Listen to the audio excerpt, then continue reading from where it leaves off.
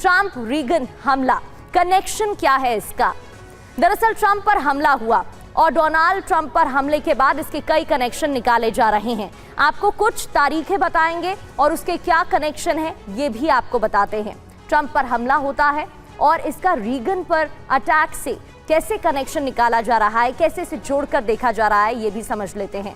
26 अप्रैल 2026 वो तारीख जहां पर हमला हुआ। हमने आपको इनविटेशन कार्ड की तस्वीरें भी दिखाई जिसके जरिए एंट्री मिल रही थी। हमलावर पहुंचता है पार्टी हॉल पर और अचानक से फायरिंग करता है, जिसके बाद जवान एक्टिव होते हैं, उसे रोकने की कोशिश करते हैं। तमाम सीक्रेट जवान की एक्टिव होने के बाद की जो तस्वीरें हैं वो सामने आई हैं। सीसीटीवी फुटेजेस सामने आए हैं जहां पर इस हमलावर को पकड़ा हुआ है, दबोच लिया है टीम ने और उसके बाद पूछताछ अब आगे की जाएगी, ये बयान सामने आया। अब ये देखिए, ये 2 तारीख आप देख रहे हैं, एक तरफ 26 अप्रैल और दूसरी ओर 30 मार्च 1981। दोनों ही जो हमले हुए हैं उनमें क्या कनेक्शन है, हमलावर कौन था? सबसे पहले जो ट्रंप पर हमला हुआ आज यानी कि 26 अप्रैल, और वहीं रोनाल्ड रीगन की बात करें, उन पर कब हमला हुआ था? यह हमला 30 मार्च 1981 में हुआ था। हमलावर कौन? Call Thomas Elon.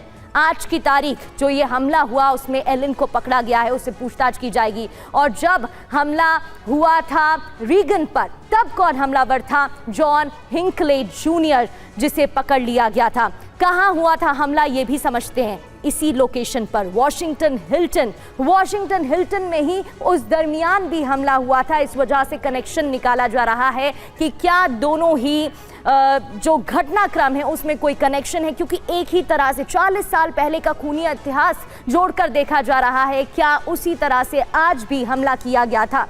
फायरिंग की घटना के वक्त व्हाइट हाउस की कॉरेस्पॉन्डेंट वहां पर मौजूद थी। उन्होंने बताया कि आखिर कैसे फायरिंग हुई और इस दौरान हलचल कैसे मची।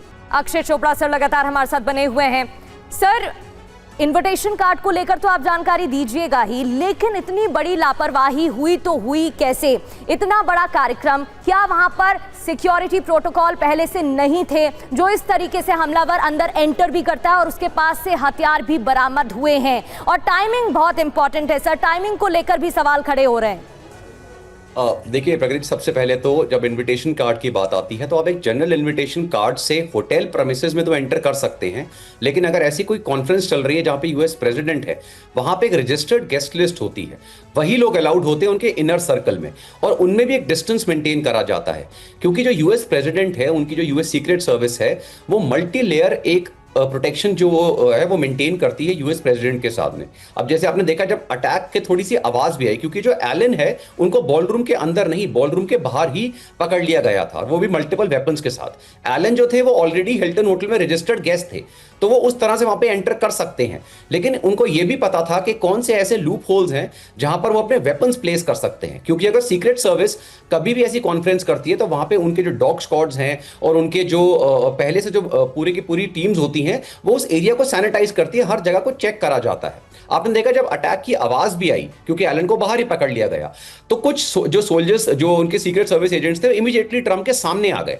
वो जो सर्कल होता है उसे हम प्रेसिडेंट की जो प्रोटेक्टिव डिटेल पीपीडी कहते हैं, वो होती है जो उनकी एक आर्म्स की रीच में रहती है, इमीडिएट थ्रेट को न्यूट्रलाइज करती है। उसके बाद उनके कॉम्बैट जो टैक्टिकल यूनिट्स होती हैं, कैट टीम्स होती हैं, ये इन्होंने पकड़ा है एलन को, जो बाहर एंगेज होती हैं। उसके साथ काफी सारे ऐसे लोग होते हैं जो काउंटर सर्वेलेंस टीम में है, जो यूनिफॉर्म में नहीं होते, वो क्राउड के बीच में होते हैं और मॉनिटर करते रहते हैं बहुत केयरफुली कि कोई भी इंडिविजुअल अगर थोड़ा भी संदिग्ध हरकत करता हुआ दिखा तो उसको दबोच लेते हैं।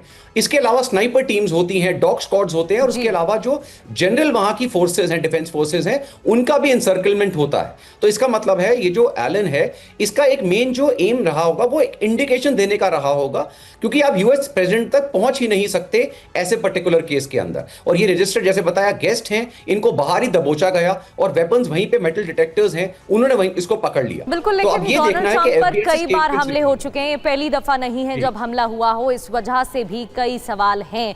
लौटेंगे, एक बार फिर से आपका रुख करेंगे। एक और बड़ी खबर है, ईरान का कनेक्शन पर डोनाल्ड ट्रंप ने बयान दिया है।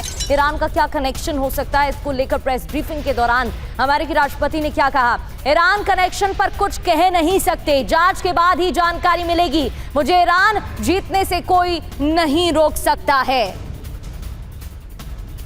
तो गोलीबारी का ईरान कनेक्शन है क्या? ट्रंप की सुरक्षा पर सवाल क्यों उठ रहे हैं? ईरान से वार्ता रद्द होने के 10 घंटे के बाद ही शूटआउट क्यों हुआ है? क्या ये ट्रंप के ईरान के खिलाफ भड़काने की साजिश तो नहीं थी? इस तरह के तमाम सवाल उठ रहे हैं। 10 घंटे के दरमियान ही हमला होता है। होटल के बाहर नो वॉर ऑन ईरान की नारेबाजी भी हो रही थी। होटल के बाहर ईरान वॉर पर प्रदर्शन भी किया गया था। सख्त सुरक्षा के बीच हमलावर होटल में घुसा तो कैसे एंटर करता है? पुलिस सीक्रेट सर्विस के एजेंट भी वहां मौजूद थे। उनके बीच कम्युनिकेशन ब्रेकडाउन कैसे हो गया? इतनी बड़ी चूक कैसे? डिनर हॉल तक हथियार लेकर कैसे पहुंचा शूटर? और हमलावर स्क्रीनिंग एरिया तक कैसे पहुंच सकता है? हथियार असेंबल करने या निकालने का भी मौका इस हमलावर को कैसे मिला? डोनाल्ड ट्रंप की सुरक्षा लेयर्स में गैप कैसे आया? हमलावर के पास पावरफुल गन आई तो आई कहां से? ये भी बड़ा सवाल उठ रहा है।